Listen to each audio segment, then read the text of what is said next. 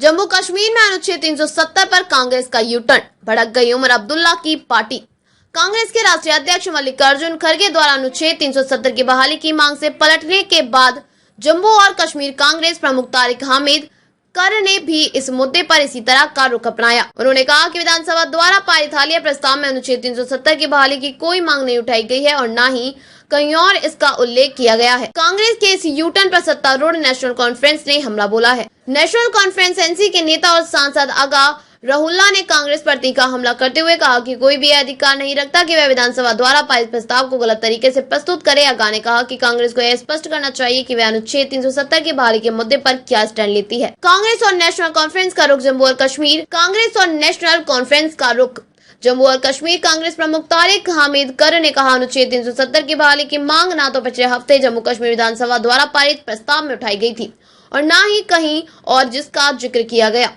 उन्होंने यह भी स्पष्ट किया कि कांग्रेस ने विधानसभा के प्रस्ताव के बाद इस मुद्दे पर अपनी स्थिति पहले ही स्पष्ट कर दी है। कर ने कहा कि हमें पहले ही कह चुके हैं कि सुप्रीम कोर्ट के अनुच्छेद 370 पर फैसले के बाद अब केवल पूर्ण राज्य का दर्जा बहाल करने की मांग बाकी है। विधानसभा प्रस्ताव और बीजेपी की आलोचना। पिछले सप्ताह जम्मू और कश्मीर विधानसभा ने विशेष दर्जा और संवैधानिक गारंटियों की बहाली के लिए एक प्रस्तावित पारित किया था।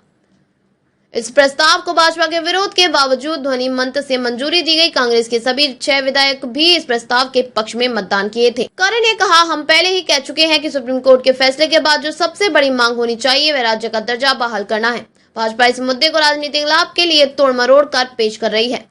सुप्रीम कोर्ट के फैसले पर कांग्रेस का रुख। सुप्रीम कोर्ट के फैसले पर कर ने कहा कि जम्मू और कश्मीर के लोगों की लोकतांत्रिक अभिव्यक्ति का पहला कदम है और केंद्र सरकार को किसी भी कारण से राज्य की जनसंख्या के अधिकारों और सुरक्षा से इनकार नहीं करना चाहिए।